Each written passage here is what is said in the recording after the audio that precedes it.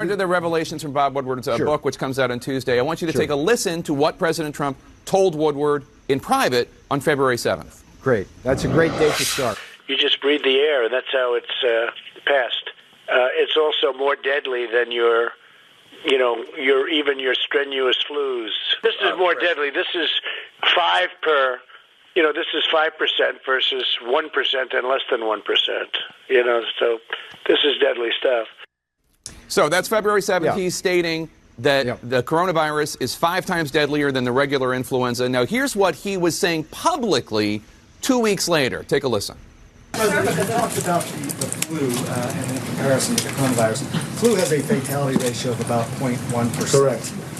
This has a fatality ratio somewhere between 2 and 3%. Given that, and the fact we don't know exactly the numbers so far. And the flu is higher than that. The flu is much higher than that.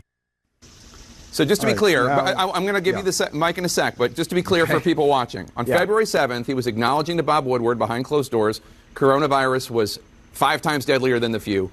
Less than 2 weeks later, he was saying the exact opposite in public to Sanjay Gupta. He was misleading the American people. Why?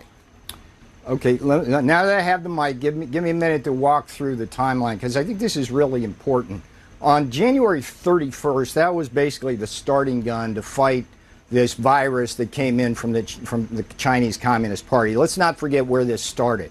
And that was a signal from this president that this is a serious, serious matter. He's taking down flights from China. He was called a xenophobe and a racist by Joe Biden. No, he wasn't. Later had to apologize. No, he wasn't. And he didn't apologize. Yeah, we'll do the fact check on that. I watched that. I just did. All right. Well, you're wrong. Nope. So January 31st, pulls down the flight, saves probably hundreds of thousands of American lives. Now, what happened then, Jake? Here's what's important. This is breaking news for you. In that first week of February, leading up to February 7th, we here at the White House started a strategy. It basically was hope for the best, prepare for the worst, stay calm, and begin to attack this virus from China on 4 different vectors. Hang on. Why wasn't he honest? You just don't want to listen, Jake. You just don't want to listen. I want you to answer the question.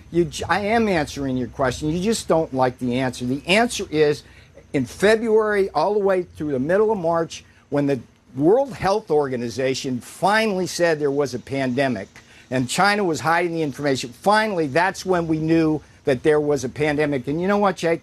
We were at that point prepared for the worst. In February, we were moving mountains on PPE, therapeutics, testings, and vaccines so that in the time that we needed those things, we got those things. And it's a miracle what we've been doing on vaccine development. We have a possibility of getting a vaccine by the end of the year. And I put that right in a memo on February 9th under the advice of the president in terms of getting on this situation because it might be serious. You can't have it both ways, Jake. You simply can't. I'm not trying to have it both ways. In February, nobody knew. No, nobody knew. Not the president, not you, 7th. Not Nancy Pelosi, not Bill de Blasio. He knew it was deadlier than the flu, and he was lying to the American people 2 weeks later. Jake, you're cherry picking. I'm not cherry picking.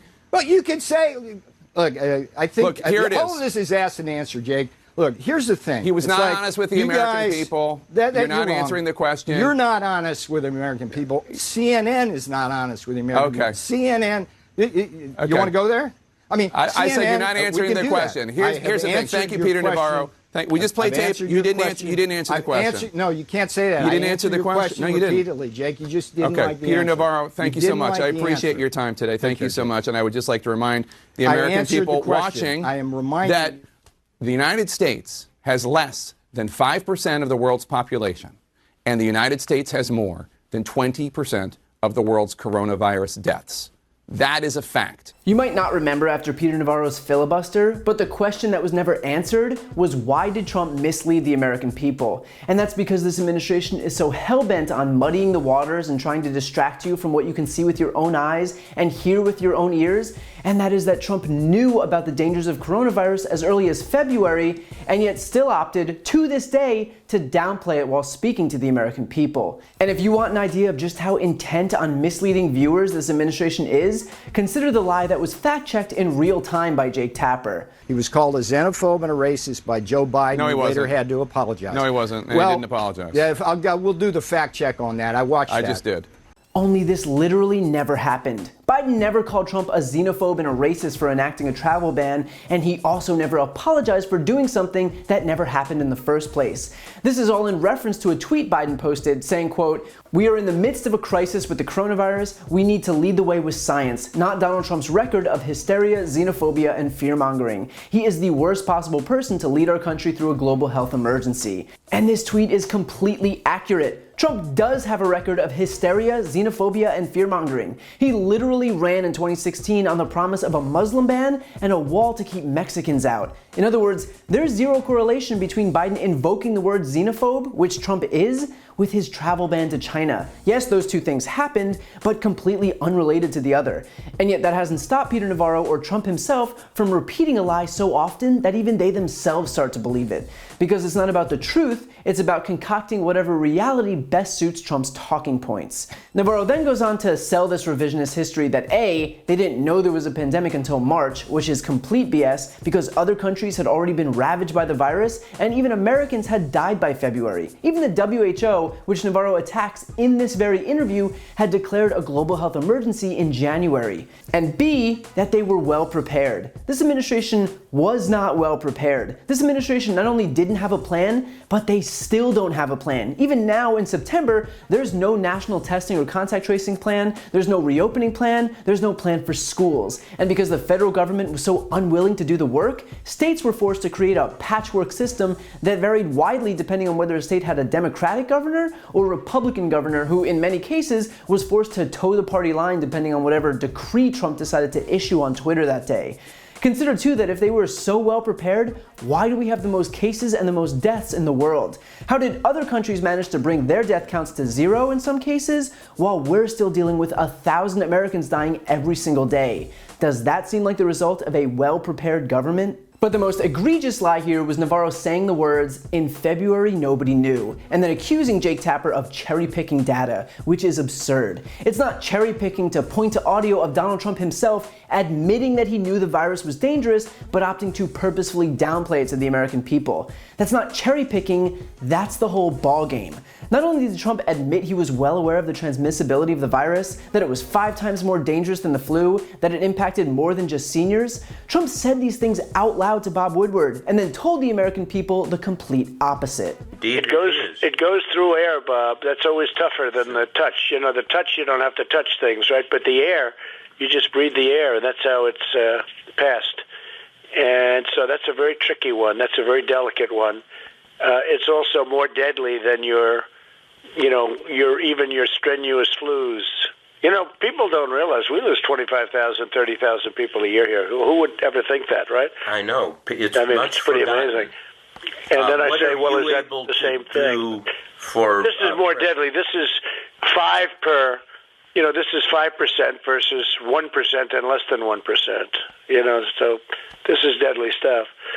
Now it's turning out it's not just old people, Bob. Just today and yesterday, some startling facts came out. It's not just older exactly. young people, to plenty of young people. Well, I think, Bob, really, to be honest with you, sure, I want you to. I wanted to always play it down. I still like playing it down. Yes, because I don't want to create a panic.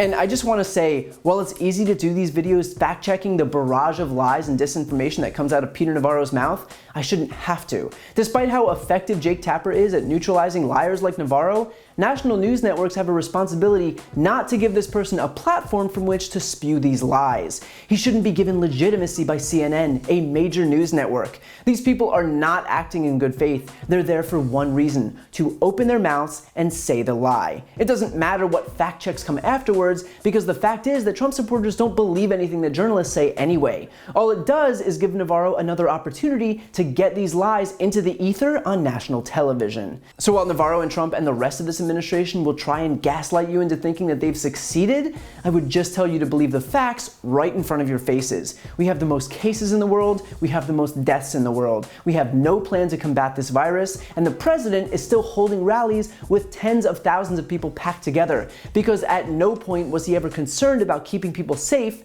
He was only ever concerned about helping his own re-election, and he's still focused on only that to this very day. While you're here, please subscribe to my podcast, No Lie with Brian Tyler Cohen, where I take a deeper dive into the week's biggest stories and interview major players in the world of politics, like Kamala Harris, Adam Schiff, Katie Porter, Nancy Pelosi, Cory Booker, Eric Swalwell, and many more. Again, that's No Lie with Brian Tyler Cohen, available anywhere you listen to podcasts.